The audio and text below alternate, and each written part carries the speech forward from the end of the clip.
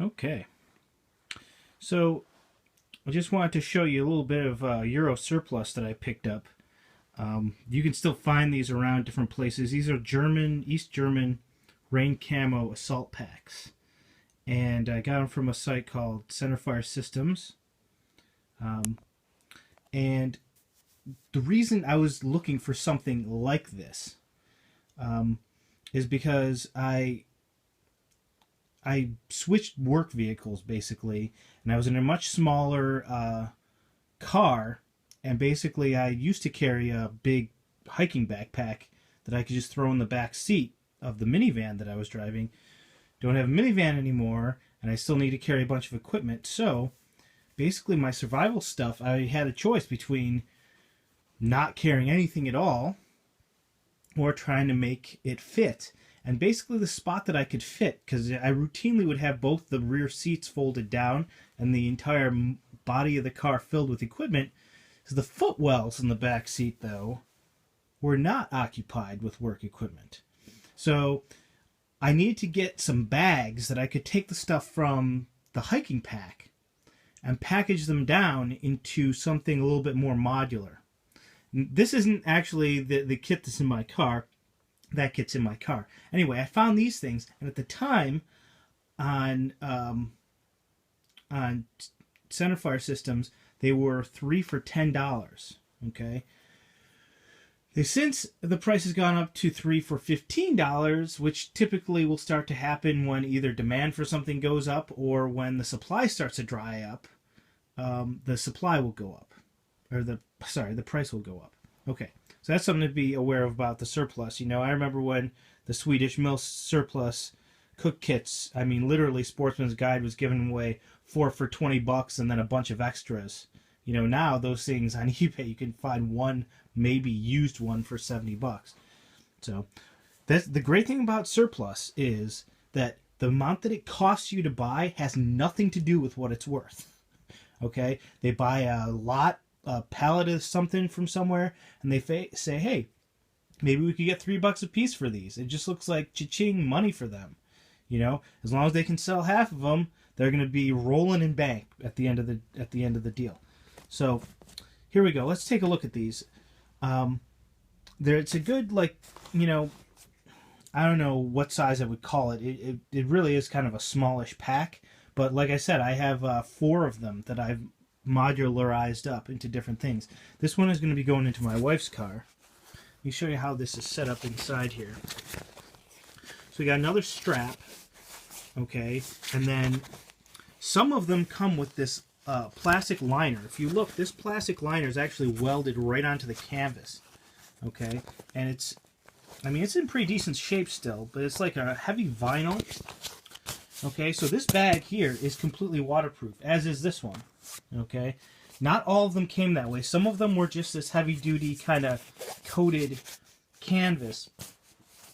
So I don't know how waterproof those ones would be, and you didn't get a choice. Basically, they were 3 for $10. I think I got 12 of them, or maybe 15 of them. You know, because I figured they're so cheap. You know. That I'd have some extras, and I've been giving them away and finding 101 other uses for them. Okay, the strap closure is actually very good. You know, you can really rail down on this thing. The stitching is excellent, and the straps and the buckles are pretty heavy duty. You know, so I have some out in my car that are really overstuffed, and there's no chance they're coming open. So. This is a great little option, you know, for something like that. You know, they each came with this kind of goofy strap system that's clearly part of some kind of web gear. So you can actually sling it over your shoulder and use it as a backpack. You see, the reason I say it's part of web gear is it's got these extra little dongles hanging off it, and it's not and the bottom clip will come loose on occasion. You know, as far as an actual working backpack, it's kind of marginal. If I had to, like, leave my vehicle in an emergency, I keep an empty Kelty, what is it? Red Wing, the decent sized day pack. And then the idea would be is I could put together a kit of the stuff that was in the car to fit that particular situation, assuming I knew what it was. Um, so yeah, the straps work. You can sling it on your back. It's not adjustable in the conventional sense. Like it is adjustable. Like there's a adjuster down here, but it's not like, normally on a backpack you have those little tabs you can pull and cinch it right down. This, you have to kind of fit it to yourself. Plus, I'm sure there's other ways you could carry it. I was just thinking that this butt pack I have here, I got just a canteen strap that's holding this. That same thing could latch on to here, could latch on to, to these things or this thing here.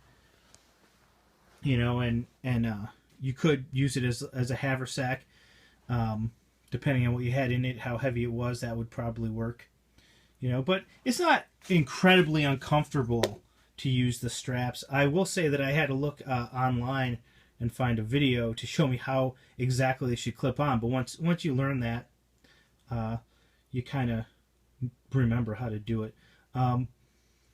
The reason you don't see any straps on this one is because typically, and as with all the ones in my car, I just take the strap system off it and I stuff it down here in the bottom underneath whatever's in the bag so that it's not snagging on things. That's another thing, is if you have 4 backpacks rolling around the trunk of your car, those straps are going to snag on everything that goes in and out, But by being able to just take them off and throw it in the back, you're good.